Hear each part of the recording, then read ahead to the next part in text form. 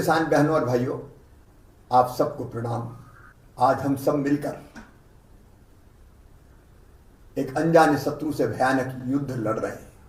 आप सबके सहयोग से कोरोना से लड़ाई जारी है और इस लड़ाई में हम जीते, संक्रमण की बढ़ती दर को रोकें, इसमें सरकार कोई कसर नहीं छोड़ रही है।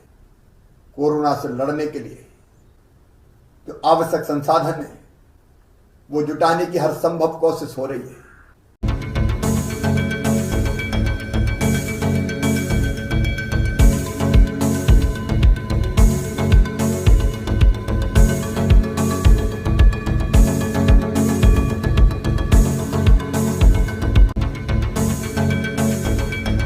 किसान बहनों और भाइयों, आप सबको प्रणाम। आज हम सब मिलकर एक अनजाने शत्रु से भयानक युद्ध लड़ रहे हैं। आप सबके सहयोग से कोरोना से लड़ाई जारी है और इस लड़ाई में हम जीते, संक्रमण की बढ़ती दर को रोकें, इसमें सरकार कोई कसर नहीं छोड़ रही है। कोरोना से लड़ने के लिए जो आवश्यक संसाधन है वो जुटाने की हर संभव कोशिश हो रही है। चाहे विमानों से खाली टैंकर ऑक्सीजन के भेजना हो या ऑक्सीजन की आपूर्ति के लिए ऑक्सीजन रेल से ऑक्सीजन के टैंकर लाना हो या दवाइयों की आपूर्ति सुनिश्चित करना हो, हम दिन और रात जुटे हुए हैं। आप सबका सहयोग मिल रहा है। विशेषकर किसान भाइयों में आपको धन्यवाद देना चाहूंगा। कोरोना से लड़ाई हम जीतेंगे तब जब संक्रमण की चैन को तोड़ देंगे। और मध्य प्रदेश के अनेकों गांव ने एक फैसला किया, अपने अपने गांव में कोरोना कर्फ्यू लगाने का फैसला। ये कोरोना कर्फ्यू मतलब जनता कर्फ्यू, जनता का, जनता के लिए, जनता के द्वारा। और गांव ने तय कर लिया कि कोरोना को हराना है, संक्रमण की चैन तोड़ना है, तो हम अपने गांव को बंद करेंगे। हम गांव के बाहर नहीं जाएंगे। कई गांव ने बाहर बैनर लगा दिए, कई ने द्वार बना के रोक दिया। अगर सामान की जरूरत होगी तो गांव के 2-4 लोग तय कर दिए, वो जाएंगे, लाएंगे और सामान की आपूर्ति करेंगे। गांव में अगर कोई बाहर से आ रहा है तो पहले उसकी जांच होगी, इसके बाद ही वो गांव में प्रवेश करेगा। स्वतः स्फूर्त जनता कर्फ्यू ये आपकी लीडरशिप पे हो रहा है। किसान भाई इसको लीड कर रहे हैं और उसके असर भी अब सामने आ रहे हैं। मुझे बताते हुए थोड़ी राहत है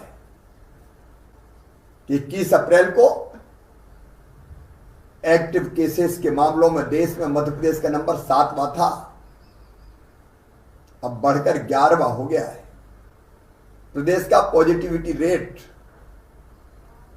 अब लगातार कम हो रहा है। जो 25 तक कभी पहुंच गया था वो अब घट के 21.5% तक आ गया है। कल तक एक्टिव केस लगातार बढ़ रहे थे, अस्पतालों पर बोझ बढ़ता जा रहा था, लेकिन अब यह राहत की खबर है कि 2 दिन से एक्टिव केस लगातार घट रहे हैं।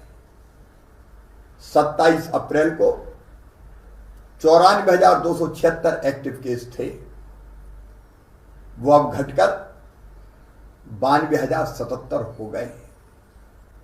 थोड़ी राहत मिली है, लेकिन निश्चिंत होने की जरूरत नहीं है। ये कोरोना ऐसा शत्रु है कि कब क्या स्वरूप धारण कर ले इसका कोई ठिकाना नहीं है। इसलिए सावधानी जरूरी है। अपने गांव बंद रखिए। गांव के बाहर जब आवश्यक, अत्यंत आवश्यक काम हो तो जाए, नहीं तो नहीं जाए। उपार्जन के काम में भी केवल जिसका नंबर आया है, SMS आया, केवल वही जाएगा। और जाएंगे तो कोरोना के प्रोटोकॉल का पूरा पालन करते हुए जाएंगे। जरा सी भी असावधानी रही तो ये कोरोना हम पे कब्जा करके कितना दुख देता है हम जानते हैं। इसलिए सावधान रहना है। मेरे प्रिय किसान बहनों और भाइयों, एक अपील और आपसे करना चाहता हूं। कई जगह शादी समारोह होते हैं, हमारी संस्कृति और परंपराएं धूमधाम से शादी करने की, लेकिन कोरोना को हराना है तो अभी हमें शादी टालनी चाहिए। कम से कम 15 मई तक हम ये तय करें कि हम अभी विवाह नहीं करेंगे अपने परिवार में किसी का, क्योंकि विवाह संक्रमण फैलाने का बहुत सशक्त माध्यम हो जाता है। परिवार का परिवार संक्रमित हो जाता है। और इसलिए मेरी अपील है, टाली जा सके तो शादी टालो, और बहुत जरूरी अगर है तो शादी में 10 से ज्यादा लोग नहीं होने चाहिए। ये मैं आपके लिए कह रहा हूं, आप सुरक्षित रहें, स्वस्थ रहें, इसलिए कह रहा हूं। पिछले साल भी हमने कोरोना काल में खरीदी करी थी। उपार्जन में देश में पहले नंबर पे हम आए थे। 1,29,00,000 मीट्रिक टन गेहूं हमने खरीदा था। लेकिन इस बार कोरोना की लहर का कहर पिछले साल से कई गुना बढ़ा है। फिर भी सरकार ने तय किया है, आप आश्वस्त रहना, किसान के उत्पादन का एक एक दाना खरीदा जाएगा। इतने भयानक संकट में भी खरीदी का काम जारी है। मैं उपार्जन के काम में लगे सभी बहनों और भाइयों को हृदय से धन्यवाद देता हूं कि उन्हें हिम्मत नहीं हारी, जान जोखिम में डाल के भी खरीदी के काम में लगे हुए। और उसी का परिणाम है कि 61 लाख मीट्रिक टन से ज्यादा गेहूं खरीदा जा चुका है। चना, मसूर, सरसों की खरीदी भी जारी है।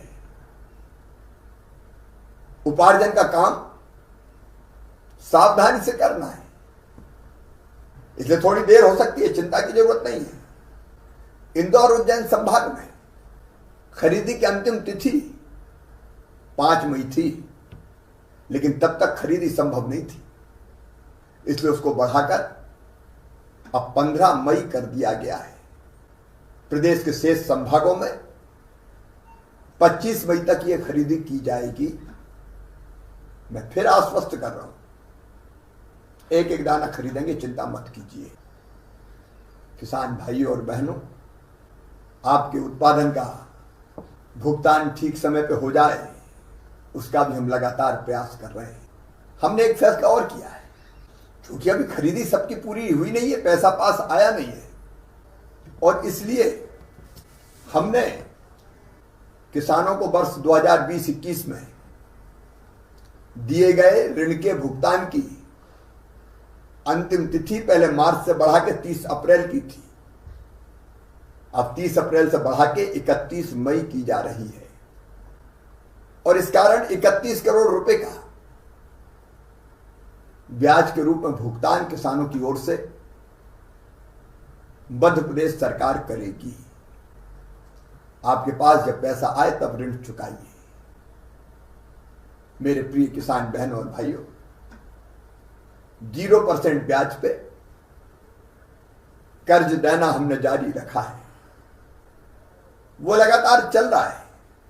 प्रिय किसान बहनों और भाइयों, प्रधानमंत्री श्रीमान नरेंद्र मोदी जी ने किसान सम्मान निधि के रूप में 6,000 रुपया देने प्रारंभ किए थे। हमने उसमें 4 और जोड़े। मुख्यमंत्री किसान कल्याण योजना बनाई, और पिछले साल मुख्यमंत्री किसान कल्याण योजना के तहत सितंबर 2020 से अब तक 74,56,000 किसानों के खाते में 1491 करोड़ रुपए का भुगतान किया जा चुका है। इस वित्तीय वर्ष की पहली किस्त के रूप में 7 मई को 74 लाख किसानों के खाते में 1480 करोड़ रुपए की राशि डाली जाएगी। ये समय संकट का है।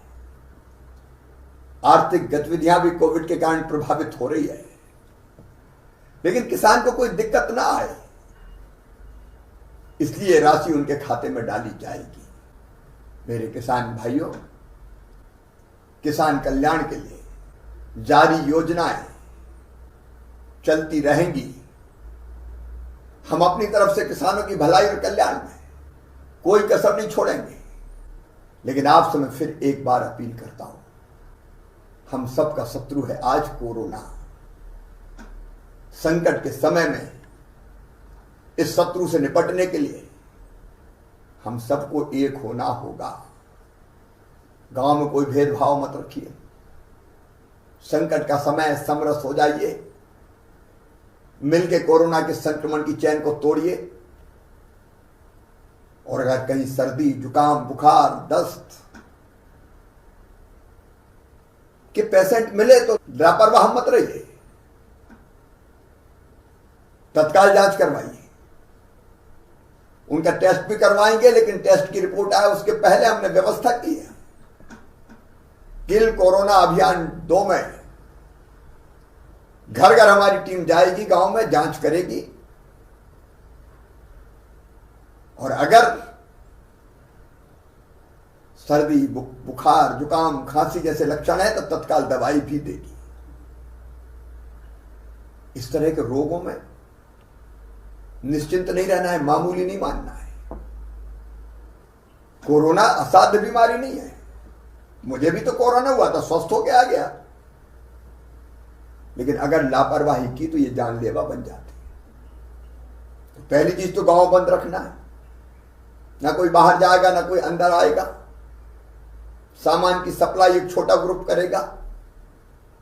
नंबर 2, अगर कहीं जरा भी लक्षण दिखे तो आप खबर कीजिए, घर घर जांच करवा के दवाइयों के किट भी दिए जाएंगे और सैंपल भी जांच के लिए भेज के रिपोर्ट मंगवाई जाएगी। और अगर कोई कोरोना पॉजिटिव निकल गया तो भी ज्यादा चिंता की जरूरत नहीं है। अगर लक्षण ज्यादा नहीं है तो होम आइसोलेशन की व्यवस्था है। घर में अलग कमरे में रखिए। उनको मेडिकल किट निःशुल्क दिया जाएगा सरकार की तरफ से, दी जाने वाली दवाइयां। हम एक पैम्फलेट देंगे क्या करना चाहिए क्या नहीं करना चाहिए उन पेशेंट को। उनको कॉल सेंटर से फोन आएगा दिन में 2 बार कि उनका स्वास्थ्य कैसा और उनको क्या करना चाहिए। लेकिन इस दौरान परिवार उनसे अलग रहेगा। परिवार को अलग रखिए। मिलने जुलने का मोह मत पालिए, नहीं तो पूरा परिवार संक्रमित हो जाएगा।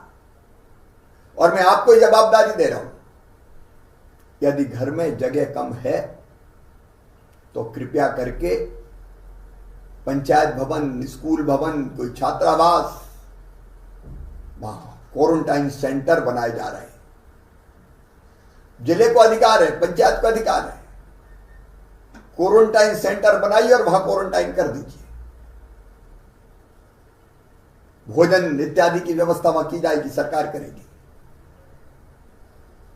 और जरा भी ऐसा लगता है कि संक्रमण बढ़ा है तो हर ब्लॉक में कोविड केयर सेंटर खोले जा रहे हैं। कोविड केयर सेंटर में भर्ती कर दीजिए। वहां डॉक्टर देखेंगे, चिंता करेंगे। और अगर जरूरत पड़ी तो ही कोविड केयर सेंटर से अस्पताल ले जाएंगे। होम आइसोलेशन में हमारे 68-69 हजार लोग हैं। 1.25% से ज्यादा को अस्पताल नहीं जाना पड़ रहा, घर पे ही ठीक हो रहे हैं, कोविड केयर सेंटर में ठीक हो रहा है। लेकिन मेरे बहनों और भाइयों, ऐसी नौबत मत आने दीजिए कि संक्रमण फैलता जाए और हम परेशान होते रहें। इस कोरोना को अपने गांव में प्रवेश मत दीजिए। और उसका तरीका, घर पे रहिए। कुछ दिन है ये हमारे संकट के, धैर्य और संयम हमने रख लिया तो हम कोविड को समाप्त कर देंगे, और लापरवाही की तो कोविड हम पे हावी हो जाएगा। आइए मेरे प्रिय बहनों और भाइयों, मेरे किसान भाइयों, अपने गांव को आप लीड कीजिए, कोरोना मुक्त गांव बनाइए, संक्रमण की चैन तोड़िए, भीड़ की कोई गतिविधि मत होने दीजिए, गाइडलाइन के हिसाब से व्यवस्थाएं कीजिए और व्यवस्थित रहिए। मुझे पूरा विश्वास है कोरोना हारेगा, हम जीतेंगे, वो दिन जल्दी आएगा। बहुत बहुत धन्यवाद।